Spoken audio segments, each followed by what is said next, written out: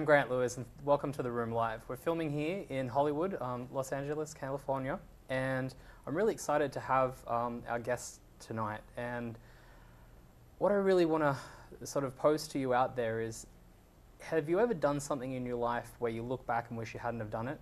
And maybe there's this part of you that sort of holds on to the past and it's preventing you from moving into the future. Well, tonight's guest, for me, is just the most incredible story. I got given this book. I was on holiday with a group of friends, and I got handed this book and said, you know, hey, you might like this. And it was like watching a train wreck, is the only way I can describe it. I just sat there and read page for page. People were talking to me, and I was like, go away, you know, just go away. I was mesmerized by this book. It was the most incredible success story in the beginning. Here is a guy, his name is Jordan Belfort, and he was making $1 million a week started at age 26, making $1 million a week, and he was at the height of success in the stockbroking world. And what happened was the success sort of went somewhere, and we're going to find out from Jordan. But it ended. There was some drugs, some hookers. There was crashing of helicopters, crashing of airplanes, sinking 167-foot or 62-foot yacht. I can't remember what it is. And this book was just unbelievable. Now, the book has actually been turned, has been turned into a script, and is actually, and we're going to talk to Jordan about that, is going to come out as a feature film with supposedly Leonardo DiCaprio playing Jordan. So we're talking like an incredible story. Now, my interest is where, and Jordan will tell you about this, he actually was indicted and actually spent 2 years in prison. And after that, it's sort of like, well, what do you do for an encore? Like that's what he fitted into life was just absolutely incredible. But then what do you actually do as an encore for that? How do you let that past go and start a fresh life? Especially when it would be so public and for everybody to know. So this is the book, The Wolf of Wall Street. Couldn't put it down. It's an absolute incredible read. And please welcome Jordan Belfort to The Room Live. Welcome. Thanks. So I'm done. You said it all pretty much. I said it all. I mean, I could probably add a couple things, but maybe one or two. I don't know. Yeah, that's the part I'm really interested in. I mean, let's just start with I'm really interested with the story of the meatpacking business that you were originally in, and then sort of how that led into the stockbroking and. Right. Let me give you the quick story. Basically, I was a born entrepreneur. I exited my mother's womb. When I was 8 years old, I was delivering papers door to door, knocking on doors, expanding a paper route. When I was 12 years old, I was shoveling driveways after snowstorms in New York. Yep. Make $20 a driveway after a big snowstorm. I hit it big for the first time when I was 16, selling ices on the beach, blanket to blanket to blanket. Wow. And that's how it started. And after that, I was hiring people to come work. We had 12-year-old kids selling puka shell necklaces for me. My mother was buttering bagels in the morning, and that was really the way I always was moving towards life. Looking at 16. I was just always wanted to make money. Didn't come from a wealthy family. Came from a good family, and I was taught right from wrong, which is an interesting part of the story. But I spiraled out of control a bit later on. So anyway, ultimately, I put myself through college with the money I made on the beach, and then spent 1 day in dental school. Yeah, and the reason I went to dental school is because my mother had inserted a belief in my head, great woman, that the only noble way to make money is you got to be a doctor. You got to be a doctor. Well, I didn't want to be a doctor because that would have taken 10 years, but I figured dentistry would be pretty good. I'd make a lot of money and be a pillar of the community. So I went to dental school, and the first day I walked in, I'll never forget this. There was 105 kids sitting in the dental auditorium, and the dean's in the front, and this gray-haired guy, and he says, I want to welcome you all to the Baltimore College of Dental Surgery. You should be very proud to come this far. You're going to really do great things with your life being a dentist. Well, it sounded pretty good. Then he says, let me say this. The golden age of dentistry is over. If you're here to make a lot of money, you're probably in the wrong place. I'm like, what the fuck? I'm in the wrong place. I stood up and I walked away. I dropped out of dental school on my first day. All right? Didn't have the heart to tell my mother. I was like, she called me. I was like, oh, things are great down in dental school. Eventually, I went back up, and that's how I fell into the meat business. And I answered a blind ad in the paper, and I didn't know it was sales. I never really sold anything before. The stuff I had done on the beach was really just hard work. I was going blanket to blanket. I had a vision, which is important. I had a vision of what I wanted things to be like, but I never really sold anything. Well, in the meat business, they were going door to door selling steaks and shrimps and lobster tails out of the back of pickup trucks. And the first day in the field, I broke the company record. First week, I shattered the company record, and I realized I had a gift for selling. The words just flowed. Yeah. After about 3 or 4 weeks, I was like, well, you know, why should I work for these people when I can go to the meat market myself and buy the meat, get the double markup, which I did. I bought 1 truck, started training people, and bought a 2nd truck, and then I noticed that the gift I had was not even for sales per se. It was the ability to train and motivate other people. Yeah. Before I knew it, I had 26 trucks on the road. Wow. I had 26 salesmen working for me, and I thought I was making a fortune. Now, understand this, I wasn't really making a fortune. I was making every classic mistake a business owner can make, a new business owner. Yeah. I was overexpanding, I was undercapitalized, I wasn't screening out my employees. Half of them were crack addicts. Now, I'll tell you what, crack addicts make great salesmen. Right.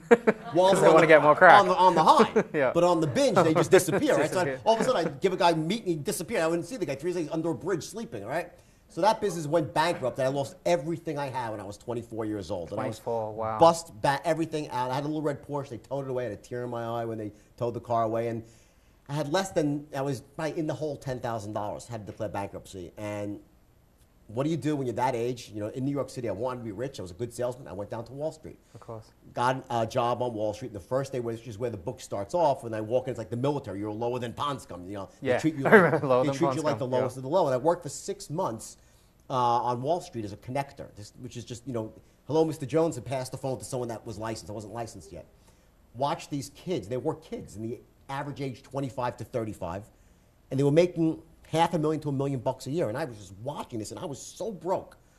But I still was positive because I had hope. Yeah, wow. Because when you're in a room like that and you see all these people make money, like, well, I can do that. I'm like better than them. I'm the best salesman. I was all full of piss and vinegar. I was married to a great woman at the time, my first wife. She's a couple of wives ago, unfortunately. Haven't done that good in that department, which is understandable. Okay, but anyway, so she was great. She was at home, and you know, finally my day came. 6 months of torture of being the lowest guy in the totem pole. I passed my test, and the manager goes, "Go and get him." Me and 5 other guys. My first day on Wall Street was October 19th, 1987, the day of the great crash. And I watched in absolute shock and awe as the market went down 508 points on the first day. And just like that, the game was over. Wow. That was really unbelievable. And I was like, the game's over. I never got to play. I watched everyone else play, and the game was over. And the firm I was with shut down after 100 years in business. Do you think this was because you turned up? Yeah, right. My mother said, if you went into politics, we could have had real problems, right? So anyway, the firm closed down, and I was out of a job again, no money, and I was desperate. And I ended up leaving the firm, you know, was out of business. I was home, didn't know what to do, and I started looking for the help wanted section. I stumbled upon an ad for stockbrokers out in Long Island. It was a very small firm, and when I walked in, they were selling penny stocks. Didn't even know what it was. But I was desperate, and the words rent money were playing in my head. I couldn't even pay the rent. Took the job, and the same thing happened as with the meat business. I was the first day, shattered the company record, but this was different because I had this moment of clarity, a window of clarity. And this is one of the things I really believe that we all get in our lives. And when you're in that moment of clarity, that window, you got to jump through it. And for some reason, I understood a couple of things, a few distinctions that other people hadn't seen, and very quickly I realized there was a niche in the market, and I developed a system. This is a turnkey system based on 4 things, all part of one move, essentially to get from one place to another. And it got to the point within 6 months that I was making $1 million a year myself as a stockbroker, but I could train any human being, regardless of age, race, creed, color, socioeconomic background, educational status. It didn't matter. They could have this much desire, and I could amplify it, and in 6 months, they'd be rich too. I remember reading that in the book, and that was one of the things that fascinated me was how much of a motivator you were. Like, it's so easy to say, oh, well, like at the height of, you know, you launched Steve Madden, you listed Steve Madden shoes. Well, I owned Steve Madden. It was my company, yeah. I owned it and listed it. But it's a good point what you're saying. Yeah, I get it. And what I wanted to say was it's very easy to say, and this is one of the questions I wanted to ask you, was it's easy to say, oh, you know, he made money because, you know, like he did some dodgy things. Right. But the actual fundamental principles of what you did would be applied to anything, doesn't it? Yes, okay, so there was some dodgy stuff that you did,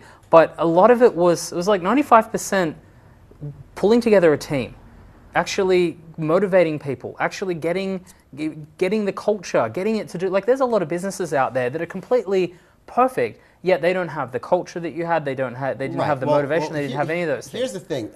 the truth is the fact that the 5% I did wrong, if I did that right, I'd be a billionaire right now. Yeah. Because that costed me my success. That wasn't the basis of my success. The other part of it was the basis of my success. And here's the bottom line. It's very simple.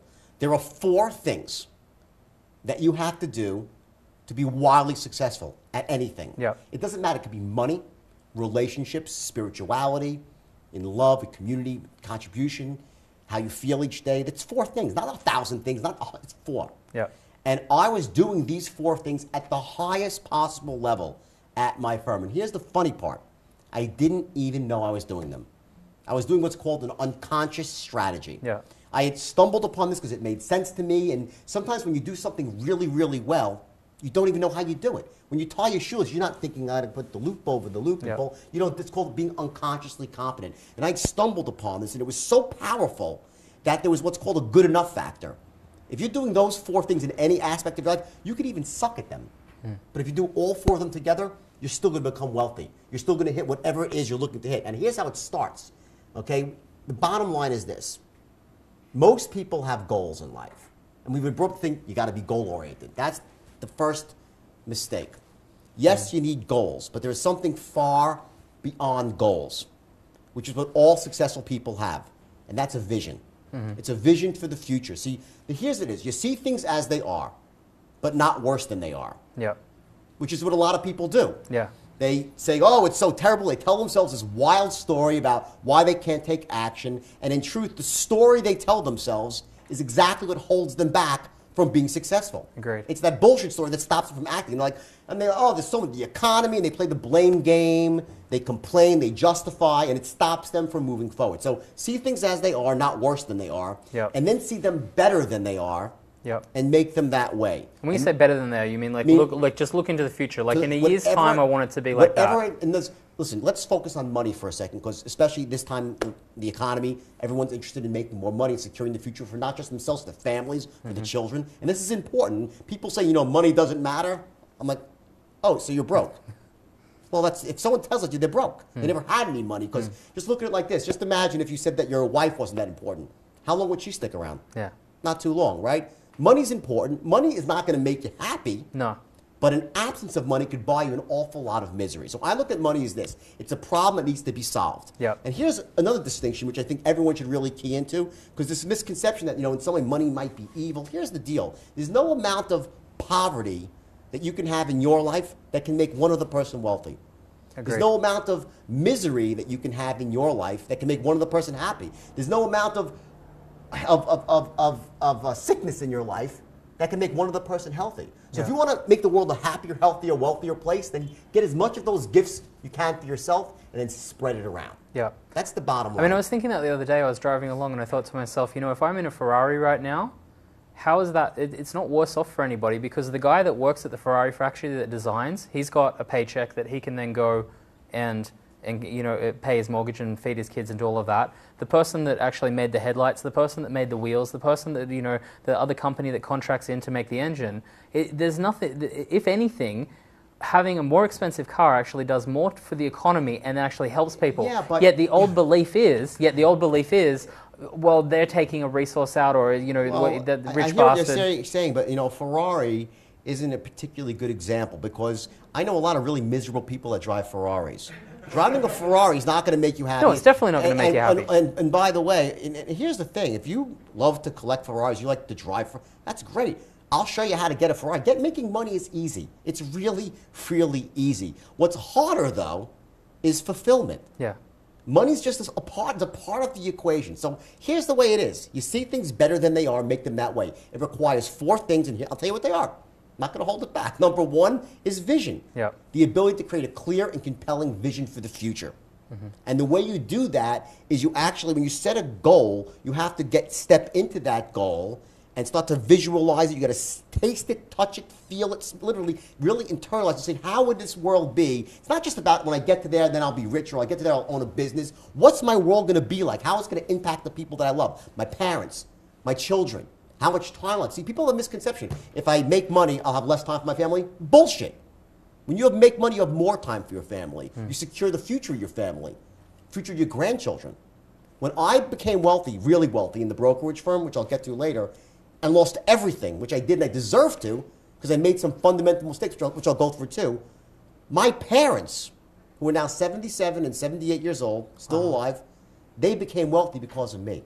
And they're still wealthy, and they struggled their entire lives. So when you become wealthy, it's not so much what you can do for yourself, what you can do for other people. That's where the fulfillment and the joy comes into it. So number one is the vision, right? And if you look back at it, if you want any confirmation, look at a Gandhi, right? He survived hunger strikes and united a country, not because he had a goal for a free India. He had a vision of a free India. Nelson Mandela, all those years in jail, a vision. Yeah. Richard Branson, who's a friend of mine, who I know he sponsors me, my speaking tour. He's like a visionary. Bill Gates, they're all visionaries. And the best example, considering we're in Hollywood, is a guy like James Cameron. Now, here's the trap. James Cameron is probably the greatest visionary of all time in filmmaking. Would you agree? Yeah, he was interviewed on Diane Sawyer, and they asked him a question of, what do you owe your success to? And what he said was this: I set really, really high goals. So even if I fall short, I'm still doing great. And people thought that was pretty profound, and I actually believe in that too. It's not true though. See, what's happening is this: James Cameron is not a goal setter. He's a visionary. He just doesn't realize because he's running unconscious strategy himself. If I said that James Cameron, was it really just the goals, or do you have a vision for Avatar? He'd say, oh, of course I will. Then he'd get all excited and he'd tell you how nothing was going to stop him from making this movie. The fact that it took 10 years and ran $200 million over budget and he put money in himself, that's not what goal setters do. Goal setters will set a goal, it gets tough, and they abandon it. And I can't overemphasize that distinction. That's number one, is vision. Second part is the ability to manage your state, the way you feel in the moment, your emotional, your physiological state. And that is the key, bar none, the most important distinction in life. Because what that does, it allows you to access the resources that you have. If you're in an angry, pissed off, negative, unresourceful state, you can't do anything well. You've had one of those days, for instance, where everything you're doing, you're like, I can't believe I said that, I can't believe I did that, I'm such a fool, right? You had that day? We've all had that day. Yeah. Next day, similar situation, you're like, wow, that was me. I did a really great job, right? You were perfect. So one day you're brilliant. Next day, same situation, you're brutal. That's not talent. That's not ability. That's the state that you're in. So the key to success is not just to have your vision, but to be able to manage the way you feel in the moment.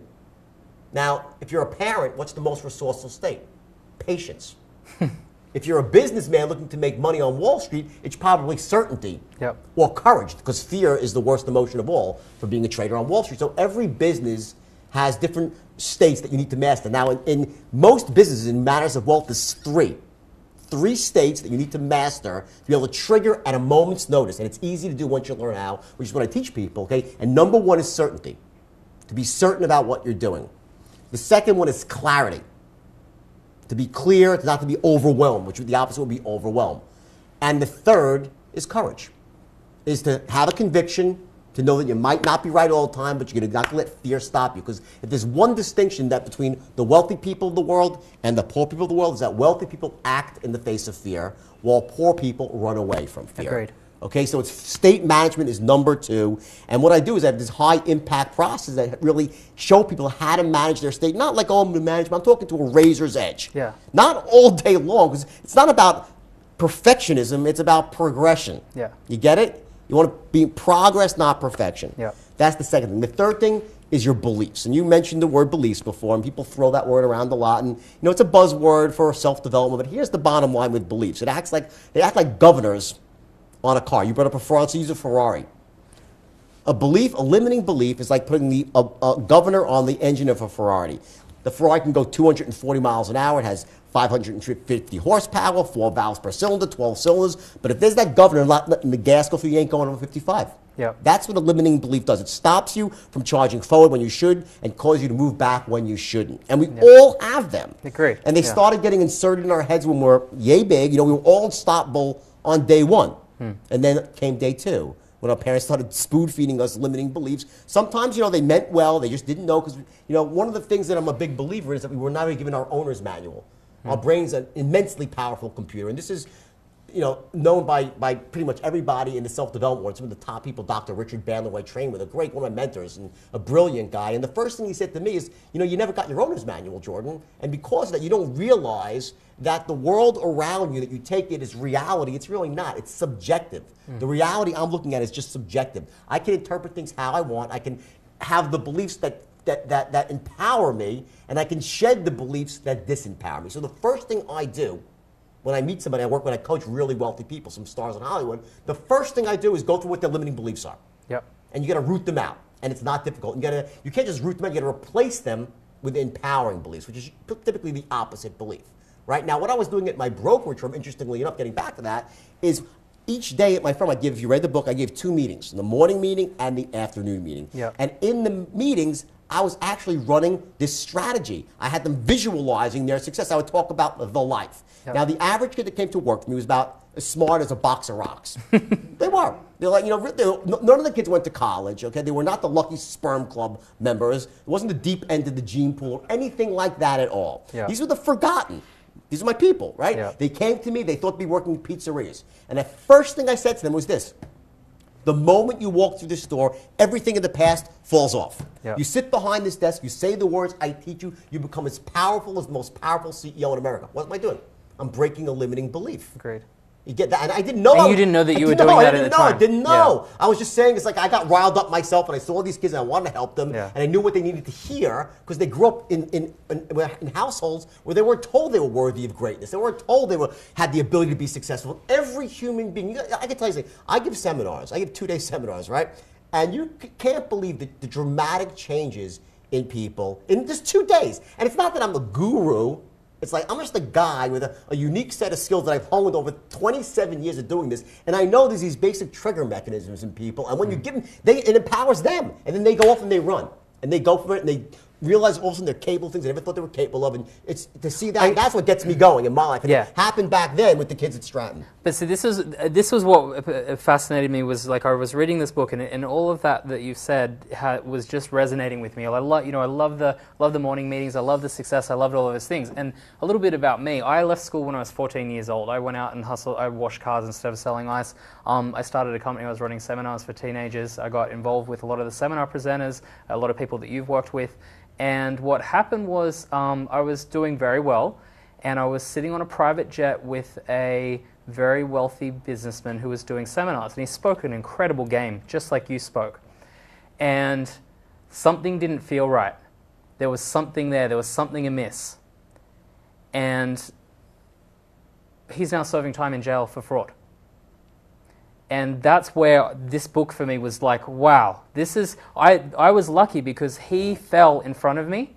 And so I was able to, it was always like all of a sudden he popped up on my shoulder and was like, whenever there was a deal or whenever there was, because when you get into personal development and NLP and all of those things is a lot like a knife.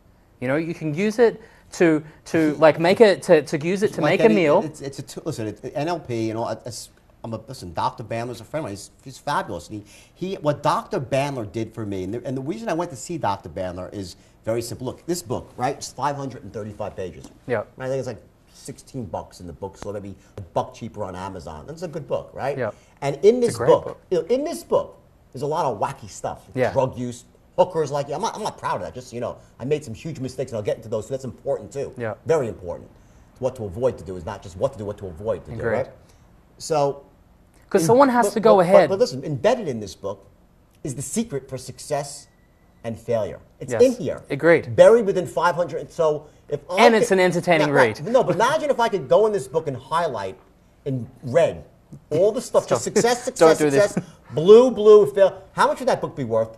A lot of money, right? Probably $50, $100, $1,000 to have the secret to success, right? Yeah. That's what the book is. The problem is that sometimes when people read the book, they get so caught up in the story, they don't get the message. Because it's a funny book, because it's my insanity, and now you're one of the people that got the message. So what I no, but I had to put it down and go, like I literally had to put it down and go, I think I need to join AA, or I think I need to go check into drug rehab, and I haven't done any of the drugs. Just purely reading it. Marty Scorsese's directing the movie, right? He took on this movie, and he's been around some people. It's like, this is the craziest thing I've ever seen, because it's nutty. It's so nutty. I get that. And what speaking of nutty, just to make it a little bit more fun, is can you tell the boat story? The boat story. I just told this.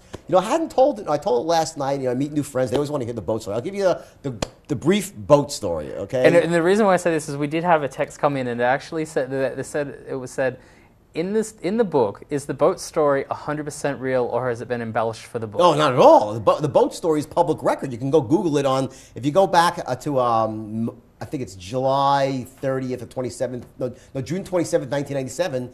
The boat story is published. Oh, it's a very accurate story. The only thing that it's under embellished. Yeah. Simply because what happened was in a lot of sections in the book were edited down and edited down. Everything in the book is 100% true. All right, let's do the boat story. But before we go there, I just wanted to make the point that I was making before about it, was that the way I see it was that a lot of the personal development, a lot of those things, they really can be used. You're a very good communicator. I would imagine that you use a lot of the NLP skills, for example, to build rapport. And you were doing that stuff way before you even knew what it was. I don't use NLP for anything like that at all, because I don't. NLP is showing you what you do automatically. I don't need to think in terms of NLP. Yes. I'll use NLP to help somebody else break through a problem they're having or belief that they can't, that's holding them back. But for me, I don't know. Some people go around, they try to use NLP to get ahead. I don't believe it's made for that at all. And the fact why I went to see Bandler, just so you know, is he took my book. What he did is it's about modeling. Yes. And he said to me, he broke down my success. He goes, and he was the one that said, listen,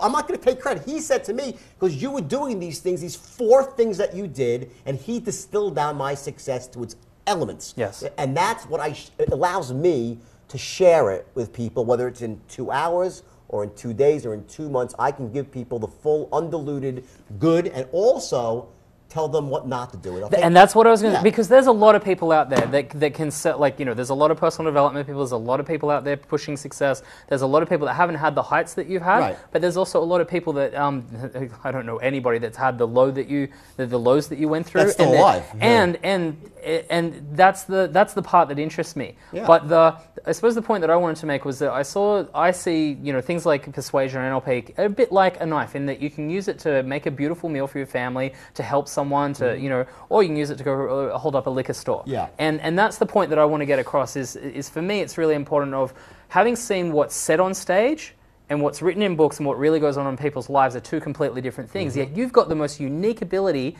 of anybody I know, because your shit's out there. Right. It's like the stuff that a lot of people hide because it's going to affect the book sales, or it's going to affect I put it out, you're already out there. It's like you're almost like struggling to say, hang on, I've got a lot to, like, yes, I did all these crazy things, and we're going to hear about it, like the sinking of the boat, but I actually, behind it is incredible success, and that's the point that I'll tell you, one of the things was I have, different seminars I give. So in the shorter seminars, they're always clamoring. I said, I'd love to tell you stories, I just don't have time, because I'm here because I want to help people get ahead and make changes, and the stories take up time. But I will tell you, the yacht story, there are some lessons to be learned. Let's seed them in. Okay?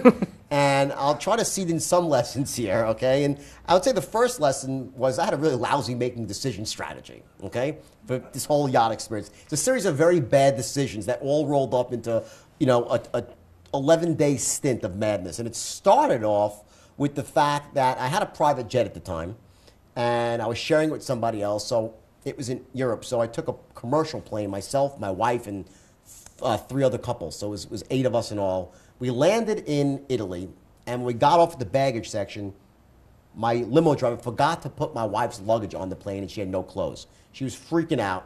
She said, I said, no problem. And I was already stoned out of my mind. Now, you have to understand. Now, you're stoned out of your mind on what? On lewds? Lewds, cocaine, and like 5 other things. The drug addiction I had was so severe. I know. Listen. So I said, in reading the book, I felt like I needed to go to drug house. For those who don't know, for the benefit of your viewers who are normal, and haven't been addicted to lewds, thank God for them, right? 1 lewd is enough to knock out a 220-pound Navy SEAL for 8.5 hours. Wow. I was taking 4 a day and walking around. 4 at a time walking around. That was because you get immune to them, right? So I was probably 4 or 5 lewds deep and already in the airport, and I was like, don't worry, honey, and you're always slurring, right? I'll buy you a bit, the American Express commercial, I'll buy you all new clothes, which we did. Spent $80,000, got her a whole new wardrobe, and from there we made our way to the yacht. And as we're going down the hill in this limousine, there's 8 of us in the limo. One of the girls, I think Ophelia her name was, she's like, why is there like waves in the harbor? And we looked out, and sure enough, there were like these little wavelets in the harbor. When we pulled up to the dock, the captain was out front. And the captain was as crazy as me, by the way. He was, also an action junkie extraordinaire. And my wife runs out of the car with all the clothes. What's going on, Captain Mark? What's going on? He's like, well, there's a storm, a freak storm kicked up. We really shouldn't make the crossing. and I'm like, now, like, wait a second. No. I'm in this drug-induced state. I have like ants in my pants, like a drug-induced ant. I have to move. Like, there's different phases of a quaalude. I'll tell you what they are. And your viewers should know this. Is this the fourth secret? This is the real fourth secret. This is the real fourth secret to go nowhere in life, right? The first phase is the tingle phase, where the fingertips tingle. And all of you who are out there in television who are dooloods, you know this, right? The second thing, okay, is the slur phase, where you start to slur your words, but you don't know that. You think you sound great, right? The third phase is the drool phase, where you're drooling out of the side of your mouth, but you're loving life is just as much. And the fourth phase is unconsciousness, where you pass out and you wake up somewhere you have no idea where you are. Yep. Like the hangover, right? You Yep. know? Yeah. That's like, okay, those are the four phases, right? Then there's a fifth phase, which doesn't really hit you open. It's called the movement phase, Yep. where you get like you have to move. Now, I was in the movement phase when we got to the boat, and when the captain said we shouldn't go, I was like, absolutely, we have to make the crossing right now. It's 100 miles to Sardinia. I said to the captain, can we make it? He's like, well, we can make it. It's going to be rough. I said, can we make it? He goes, we can make it. I said, let's go. He's like, all right, let's go. And my wife's like, you know, prances. I'm like, go cut the new tags off your clothes. Come on, go downstairs, right? So we go get on the boat. I go up to the top deck on the fly bridge, and I say to the stewardess, you know, give me one Bloody Mary every 7 minutes till I pass out. Give me one every 6 minutes after that, right? So now, an hour and a half later, I take 4 more ludes. I'm on the top deck, drooling and now on the top deck, and all of a sudden, like 2 hours pass by, and I'm not really track of time, and I wake up to the feeling of sea spray on my face. Now, I'm 50 feet above the water. Oh, wow. I'm like, what the hell's going on? All of a sudden, a giant wave, boom, crashes over me. I fall over, and I get back up. I crawl to the side, grab the crow I look over, I'm like, oh, my God, it's like 30-foot waves in the ocean. Like, I'd never seen such big waves. I look in back of the boat, and I'm towing a 40-foot dive boat called the Chandler. My daughter's name is Chandler. I had a little boat with the Chandler, right? And it's disappearing and reappearing, these enormous peaks and troughs of the Mediterranean Sea. I crawl down the stairs, I make my way into the main salon, and it's complete and utter bedlam. There's decorative plates like flying like frisbees, statues are falling over, and they're in the middle of my 7 other guests, 6 and my wife, and they're huddled in a circle crying, and I crawl over, and I had no idea what was going on, and she goes, what's wrong? You killed us, we're going to sing, and she's freaking out, everyone's just going crazy. We go up to the bridge, we see the captain, I'm like, Captain Mark, what's going on? He goes, well, fuck now. He goes, I'll tell you. You did it this time, buddy, you know? Because it's a freak storm, there's going to be 30-foot waves plus, and it's only getting worse. All right? So I turned to my friend Rob, who was crazy as me. I said, Rob, you have any coke on? He goes, yeah, I got right here. Because this is part of managing your state prior to learning how to do it naturally, right? This is state management through chemicals. This is it, right? You know, it's like the good, the bad, and the extraordinary in my life, right? So anyway, this I do tell in my longer seminars. If I need to kill a little time and change people's state. If I see people yawning, I'm like, all right, story time. You know, everyone's supposed to learn, right? Oh, so you don't just hand out lewds and coke, right? Give the stories. You get story change the state, yeah. right? So anyway, you know some NLP, right? Here you go. Get them back to the moment, right? So anyway, now we're like an hour up on the bridge just watching, and you can't imagine how rough it is. I mean, it's like the boat is like a thimble. That's the waves are so powerful. And all of a sudden, the captain's like, shit, rogue wave. We're like, what's a rogue wave? Or the rogue wave, it's like a 50-foot wall of water comes at us. We start climbing up the face of this wave, up and up like the perfect storm, and bam, lights out. We flip over, okay? It takes us about 30 seconds. The boat rights itself, okay? We try to get up, and we're like, what happened? What happened? There's one engine running now, and all of a sudden a mate comes up. He goes, we just lost the front porthole. It gave way. We're going down by the head. And the boat starts sinking. And this is 170. It was Coco Chanel's boat. In fact, I had a helicopter on the boat, had a seaplane on the boat. I think we have a picture of the boat. Yeah, you have a boat up here or no? It should be coming up. So I could have had slides up here. See, a slide of a baby and a clock and a family. Unfortunately, the only one we could find was really bad. It was a very small image. But so that's a helicopter. That's a helicopter. That's a helicopter. A seaplane? Yeah. Hang on, a helicopter and a seaplane. Seaplane in back of it. And isn't it funny how this whole thing with slides you do? So anyway, it's very ironic. That's the boat. Not a really good picture of the boat, but these are that was the only one we could find. This is like jet skis and whatever. Yep. Okay. So anyway, we're going down. The captain's like, Mayday, Mayday, right?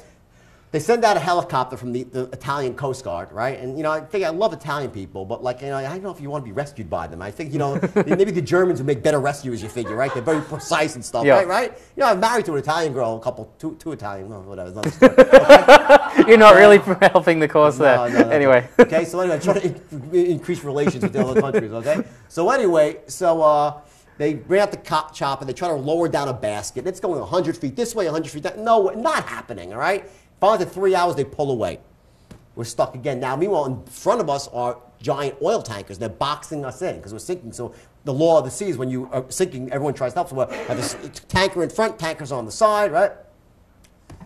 Finally, 6 hours later, we get a call. They're sending out the Italian Navy SEALs. Now, this is serious. We all have to go up to the top of the deck, right? And they're going to wait, they're going to come rescue us. We see this giant double-bladed Chinook helicopter coming at us, painted military green. The captain goes, I just got word. We have to push the helicopter off the top of the deck to make room because they're going to land the commando. I'm like, you're shitting me. He's like, no. I'm like, all right, let's do it. So we actually took a video. Like, hey, we're pushing the helicopter off the top of the deck, right? So we had one. I love your priorities because you got the let's take a video I'll tell you of about it. Priorities Yeah. in a second. Priorities is I'm going to give you a lesson in priorities and in the wrong priorities in a second, right? 1, 2, 3. Push the helicopter over the side of the boat, okay? Yeah. And we're watching it go down. It's like, I'm really amazing. Then the captain turns to us. We're all 18 of us. It was 11 crew. It was 19 altogether, right? He's like, here's the thing. We can only take what we can carry. So I had like $250,000 in cash on the boat. I had artwork. I had jewelry. I turned to my friend Rob. I said, you got the drugs, right? He's like, no, I thought you had the drugs. I'm like, no. I said, Rob, you got to go downstairs. He goes, I'll get them. He goes downstairs. He comes back a minute later. He goes, your cabin's flooded. I got shocked. The water's electrified. I'm like, soldier, you can do it. He's like, you're right. What was I thinking? He takes off his shoes. He goes down. Zzz, he comes back with a bag of 100 Quaaludes and third-degree burns on his feet. Okay? We go up to the top deck. Okay? They lower a commando down. He has a spear gun, and he actually spears the top deck, rappels down. Okay? Now the order of exit off the boat is women guests first, women crew members second, male guests third, male crew members fourth, captain last. Logical, right? First person off the boat, my wife, the owner's wife. She was a mother of 2, right? Second person off the boat was another woman who's had a baby. Third person off the boat is supposed to be a woman, but one of my friends who's on the boat, he panics and he pushes the woman over the side and he jumps. You see people's, it's amazing to see it. He jumps and I look at my friend Rob, I'm like, we have to kill him the rest of his life. We can abuse him about this moment. This is the best thing ever, okay? I wrote about it in the book. The guy hates me. So anyway, if you see things on the internet, Jordan is a douchebag. You know it's from that guy. You know it's from that guy. Okay, so that's the internet's powerful. So anyway, so they rescue us. The captain goes down with the ship. They pluck him out of the water. They end up landing us on an aircraft carrier, and they're very nice. And the Italians are the best people to rescue because when they rescue, they want to feed you. So next thing I know, we're eating prosciutto melon and drinking red wine. I take 2 more ludes, and I'm dancing with the Italian Navy. I pass out again. I wake up now. I'm in Sardinia. They take us to Sardinia, it's a beautiful hotel, and they made a big deal over it. They, very nice. And we spent 10 days in Sardinia. I had to buy everybody clothes again. Wife's now on round 2. She had no clothes again. I had to buy everybody clothes. We spent 10 days in Sardinia. On the last night, now mind you have a private jet, right, which was in France. It was in Charles de Gaulle Airport, and it was flying. That morning, going to go from, it was cheaper to keep it in Charles de Gaulle. It's going to pick us up in Sardinia, right? So the night before, I'm like, do we really want to ship all this? Do we really want to take all this stuff back? Customs is going to be a nightmare. Let's just ship it all back DHL. Reasonable idea. So we all boxed up all our clothes, no clothes now. We just have toothbrush, paste, and underwear, right? Ship it all out. We go to the airport. Now the thing about a private jet, you've been on private jets, you said, they're there waiting for you. The whole beauty of a private jet is when you get there, it's there. We get to the airport, no private jet. I'm like, what the hell? So we're waiting for like a half hour, and the worst part of all is the drugs were gone. So there was no reason to be in a foreign country anymore, right? So I'm waiting for this, an hour and a half, no jet. Finally, some little midget comes scampering up there. A midget was in the airport, right? And he was an Italian, Sardinian midget, and he came up working for me. It's true, Okay? And he's like, Mr. Belfort? I'm like, yeah. He goes, plane crash. I'm like, what? My yacht and my plane gone in 10 days. Can you imagine? The plane crashed, taking off out of Orly Airport. Wow. Charles de Gaulle, a Seagull flew in the engine. Plane went down. The pilots lived. So now I have lost a plane and a boat. You think I would have taken this as a sign that I should calm down and change my course, right? Yeah. But I didn't because I was addicted to drugs. In fact, I ended up trying to commit suicide a year later after overdosing on massive quantities of cocaine. And this is what interests me, and I was saying this to you before the show, is that my father committed suicide. And that my real interest is what makes people shift. How do you go one way? I remember reading in a book of Dennis Rodman, the basketball player for Chicago Bulls, that he was sitting in the cab of his truck and he had the gun in his mouth ready to actually kill himself, and a voice said, "Don't kill this Dennis, kill the other Dennis," meaning kill the Dennis that is the one that you don't want to be, the one that is causing the stress, and be the real you. Just be real you. And that changed my life, reading that. What was it that has helped you go from, money laundering, the drugs, the prostitution, all of that stuff, to then being put in jail? Yeah. And then serving time, coming out, and being able to just, because we all tell limiting stories. We all have these limiting beliefs of, oh, I did this, and we hold ourselves back. Yeah, of course. You have a lot that could have held you back. Yeah. And yet you managed to reconcile. My understanding is you have, is it I don't know how to pronounce it. Was it where you? Yeah, I paid a lot of it back, and I still pay money back. But I'll tell you what it was for me, just so you know. And everybody's different, okay? When I came out of jail, I had so many limiting beliefs about what I could do with my life, after making the mistakes that I made. And here's the thing about your past. And once you can, if there's one thing that your viewers, if there's one thing that you can actually get from all this, one distinction, it's that no matter what happened to you in your past, you are not your past. You are the resources and capabilities you glean from it. You are not your past. You are the resources and capabilities you glean from it. And that is the basis for all change. Because the worse your life is, if you've survived the worst of the worst, if you've made the biggest mistakes and are still breathing, then you can learn from that, and that builds muscle. How do you build, when you go to the gym to build muscles in your arms, what do? You don't push against lightweight. You got to push against extraordinary weight to get to failure. Yeah. And that's why you learn more from failure. You go stronger from failure than from success. Ask any successful person, and they will tell you they failed 5 or 10 times. Yeah. The more crap in your life that you've survived, if you're willing to just reverse the angle, to look at things from a slightly different angle, when you change the way you look at things, the things you look at change. And you will find so much power, so much passion, and so much internal fortitude from your past if you have a destination, meaning a vision, something you truly believe in, that you desire, not a goal. Goals are like buzzwords for failure. Every asshole has a goal, and they're mostly full of crap. Yeah. Now, you need goals, but it's not enough, because goals get abandoned, but the vision remains. If you have a vision, and you want to look at your beliefs as resources, and you need that as strategy, and here's the key, a strategy for success. In that book, I came up with the most effective persuasion strategy in the history of Wall Street. It's still used by many of the big firms today. All the cold calls use all the scripts and the straight line system. It's what I teach in seminars, but I teach people how to use this as a force for good. That's one of the when I give a seminar, the first thing I say is this. Some of the things I'm saying right now is rule number one. There's some stuff I'm going to say, it's very manipulative. It'll allow you to take people's money for bad reasons, to get people to buy things they shouldn't buy. And if you do that, you might make some money in the short term, but you will end up broke, morally bankrupt, spiritually bankrupt, and hopefully in jail. However, if you use the skills, the persuasion as a force for good, to help people break through barriers, to overcome fears and limitations and obstacles, to take action instead of thinking about taking action, then you will make more money than you dreamed possible, live a life of such passion and glory at the highest level. Yeah. That's what this is about. And when I show people, and it's an ABC, 1 through 3, paint by number, step by step, move by move system that any monkey, it's like literally any kid could do, a baby could do it. That's how simple it is. And when you do that, everyone's like, oh my God, I never realized how simple that is. And that gives them the extra belief to go forward. So my goal is this. When I meet someone, I hit him. You can't hit him from 3 ways. It's 4. If one of them is missing, it doesn't work.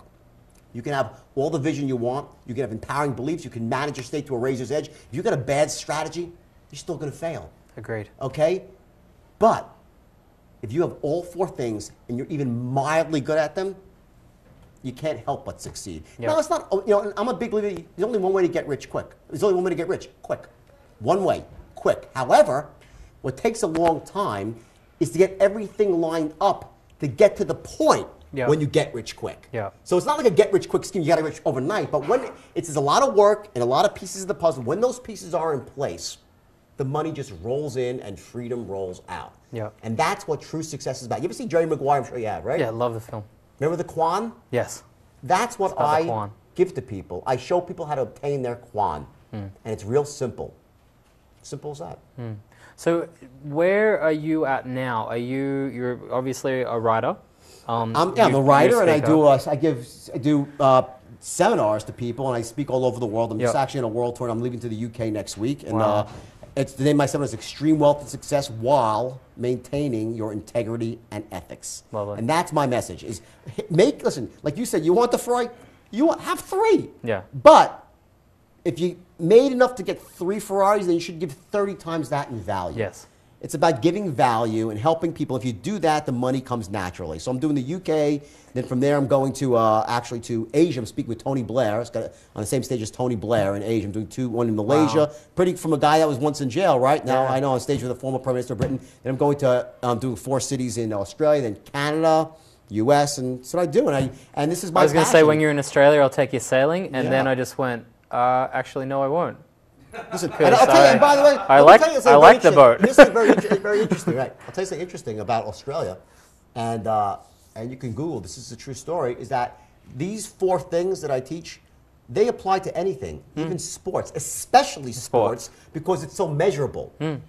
I worked with a rugby team there called the Melbourne Storm, which I'm sure you know. Great team, and they were just getting into the playoffs, right? And the year prior, they'd done pretty well. They'd gotten annihilated by Manly, 43-3. That's where I live, Manly. Manly, right? So I was called in to give a speech to them, a motivational speech, where I used my 4 things with the Melbourne Storm athletes, and they're phenomenal guys. And I focused on everything but strategy, because they have the strategy. So again, you got to know your audience. I'm not going to tell them how to play rugby, but I showed them how to create a vision of winning. Not we're going to win, let's set a goal. No, way beyond. I had them so inserted into the winning vision that they could see the spiral spinning. I literally had them totally like drooling in the room. I showed them how to anchor in states of confidence and certainty to turn their bodies into steel in the room. The beliefs that whatever happened last year was irrelevant, that they had the best coaching, the best preparation, right? Best physicality. That weekend, they went and they beat Manly 46-0. Well, no, 46-6, because it was 46-0. Then they took their 4 players out, and Manly scored 6 points at the end. They destroyed Manly. They called me back again the next week, right? Before they played, I forgot who it was. They played some other team. That was in the finals, right? They destroyed the next team 40-0. Wow. The final or thereabouts, right? And then they were filming me. I was giving a motivational speech on the field, and it was all over the news in Australia that I was doing this, and they went on and they won the premiership. Wow. And I got a lot of credit for that, and I probably didn't deserve it, but maybe I did. Who really knows? Well, the things I did with athletes like Billy Slater and Craig Inglis, these are amazing athletes, but for them, it's the difference between amazing and extraordinary, that next level up. It's this much. It's a millimeter. That's all it is. And it's like, what happens is in life, it's this. And this is a great example. What happens to the guy who wins the gold medal in the Olympics in the 100-meter dash, right? He gets his face on Wheaties boxes. He gets the big checks. He gets the sponsorship deals. Yet how much faster was he than the guy who came in second? Like 1/1000th of a second, right? And that guy, well, he gets a couple of applause. Maybe he gets a sponsorship deal. But the guy who came in 4th, what does he get? A lump of coal. Yeah. And he's probably separated by 1,000th of a second, too. Yeah. Okay, life is a game of inches. It's a game of millimeters. And these distinctions that I teach, they're so powerful. And that's what when I'm on stage, I get really passionate, and sometimes I will cry, and sometimes the audience will, because I talk about my life, my mistakes, and I'll tell you what my mistakes were. It's important to talk about that too, what the mistakes were. Really quick, the number 1 mistake that I made is I had the most destructive belief inserted in me, and beliefs are inserted in us from the time we're this big. Yeah. When I first made my money, the first thing I did, I made $650,000 in one stock trade. You know what I did? I didn't buy a house. I bought a white Ferrari Testarossa. Why? Because Don Johnson drove one of Miami Vice. Thought I had to have it. He was cool. Second thing I did, I took a plane out to the West Coast and checked into the presidential suite of the Regent Beverly Wilshire. Why? Because Richard Gere had done it in Pretty Woman. But the most destructive belief that I followed was Gordon Gekko, who said greed was good. And it's bullshit. Greed is not good. It's ambition that's good. And it's passion that's good. When you have greed in your life, the first thing that goes out the window is ethics. It's like this. Yeah. You don't lose your soul on Wall Street or any other street all at once. It's a bit at a time. It's tiny, imperceptible steps. You do something, you're doing everything right, you step over the line, you step back. You're like, oh, I got it, nothing bad happened. But next time you step over the lines move, so you step a little bit further, further still. And all of a sudden, a couple years pass, you're doing things you never thought you'd do. You're associating with people you never thought you'd associate with, and everything seems just all right. It's like dipping your toe into a piping hot bathtub. Oh my God, it's so hot, right? 5 minutes later, you're underwater, and the water feels perfect. Yeah. That's how we're built. We habituate on our emotions. And that's what I wanted to say was I'm very grateful to people like yourself and the gentleman that was in my life where, you know, he's now serving time in jail for fraud, was that, you know, you can't have hot without cold. You can't What's have his name? Is that like a secret or something? Well, I don't. Curiosity, yeah? I don't feel comfortable saying his name in that. You'll tell me off screen. Yeah, I'll tell you off screen, absolutely. Well, no, it's just... Then I'll post it on the internet on your site so your audience won't get mad. Yeah, I just, you know, unless I've spoken to him and that he would be okay with that, I don't know where he's at in his life, but I just know that, yeah. But what I was going to say was that you can't have hot without cold, good without bad, up without down. We live in a world of duality. Yeah, we live in a very dualistic world where you have all of those things, and it's wonderful to have, you know, somebody has to do what you did, and you did it. And thank you for doing it, and then not just shutting up and going away, but thank you for doing it, and then actually saying, like, I made a mistake. I screwed this up, and what it does is it actually allows other people who are in forms of success where they can feel that line creep, because that's what you do. Is when you start reading the book, you're like, oh wow, you know, it's like he's successful. And all of a sudden, like, stop! What are you doing? Like, why are you doing it? What's wrong with you? Why are you doing that? Like, you could make $800,000 a week legitimately. Why do you go for extra to look that up? And but what it is though is it actually serves as a wonderful lesson, and I think that you've got a lot to offer the world in the form of success. But I would say that there's a lot of people like Tony Robbins and the people of that ilk out there that can, you know, they do a very good job of delivering that. What no one really does though is sort of says, hey, I screwed this up big time, and you're going to still have success. If you do these 4 things, you're going to have success, but make sure you do it ethically. Make sure you do it. And to really come from that personal experience. And I really appreciate that. I thank you for that, because it would have been easy to have just you know, hidden or let your story be those excuses. And I think it's a wonderful gift that you can actually turn around and give to people. You know what it is? Let me tell you. When you have something inside you that you're really passionate about, it's like sometimes I'm dying to tell people, like, listen, it's easy. Number 2, it works. Number 3, you can do it. Anyone could do it. A baby could do it. And people get caught up in the daily cycle of life, right? And they just go about it, and they get cubbyholed into a state of learned helplessness. And you know what? In this economy, in this decade that's upon us now, if you have that mentality, a poverty mentality, you're going to end up in trouble. You're not going to be able to retire with dignity. You're not going to be able to take care of your family, protect your family. The stakes are real here. It's not about, like, you know, no, let's be successful. Average is death right now. It just is. The government's not going to be there to take care of you. You know how much? I have 2 kids, and they go to private school because I make a lot of money because I work hard. And you know what? Your kids, if you have kids or whatever, your kids deserve to go to the best schools. If something, God forbid, happens health-wise, you deserve to have the best health care. That's what having money is all about. And you know what money is like? It's like oxygen. You need it to breathe. But there's only so much you can use in any one lifetime. After that, you give it away. Well, it just gets given away automatically. You die, it goes on to other people. You give it away. Well, listen, trust me, the money I make, I'll give half to charity. Okay, I don't need that much. I live a great life. I don't need that much. Okay, but the bottom line is this: for anyone who's watching, for your viewers, okay, this is not a decade that you could just sit on your hands and let things be business as usual. You need to take action. I don't mean massive. I'm not trying to make it like a buzzword. You need to do something, because it's not the status quo. It's a decade of empowerment. People that make the right moves right now are going to do really, really well. The people that subscribe to the old thinking of the past, which is bankrupt thinking, which is, you know, working for a company and just thinking that the government or the company's going to take care of you. It ain't going to be anymore. It's just not the way it's going to be. You want to work for a company? Great. Not everyone's meant to own their own business. You don't. Listen, I respect the woman I'm in love with. She was a stay-at-home mom. The most noble job in the world. There's no more noble job than that. But somehow there's got to be someone in the family unit that's responsible for bringing in money, because simply it's a problem that needs to be solved. The money problem that needs to be solved. And my thing is this: it's so easy to make money, so you might as well do what you love. Be passionate and make your money like that. Don't make your money by working something that you hate and every day's a chore. That's not a life. And that's the thing is you made your money in your brokerage firm really from educating, breaking people's beliefs, pulling together a good culture. There's like those success principles that you had then, and what I say is what you love. I left Well, we're gonna have to wrap, Real so quick. we'll do the four. Four things. Ready? I'm Yep. gonna tell you then the last thing I'm gonna leave you with. Four things. Number one is the ability to create a vision. The second thing is your state management. Third is your beliefs. The fourth is your strategies. And the last thing, which is it's just the glue that holds everything together. That's your standards. Yeah. Of where you want to live, like what you will not settle for less than. Yeah. And that's in the end. You know, some people's standards, they have to pay all their bills, so they pay all their bills. Yeah. Others have to pay some of the bills, so they pay some of their bills. Others have to pay everyone's bills, and they do that. Yeah. Okay. Your standards is your musts in life, and you need. The first thing I say to people, my brokers, I raised their standards. They would not settle for average. Yeah. Let me tell you, what you have to do to be comfortable in this world and what you got to be rich in this world, two entirely different things, different mentalities.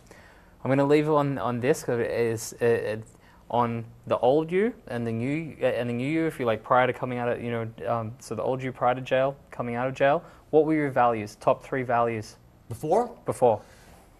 Money, Yep. power, sex. Okay. And now what are your top 3 values? Giving, Yep. family, Yep. freedom. Wow.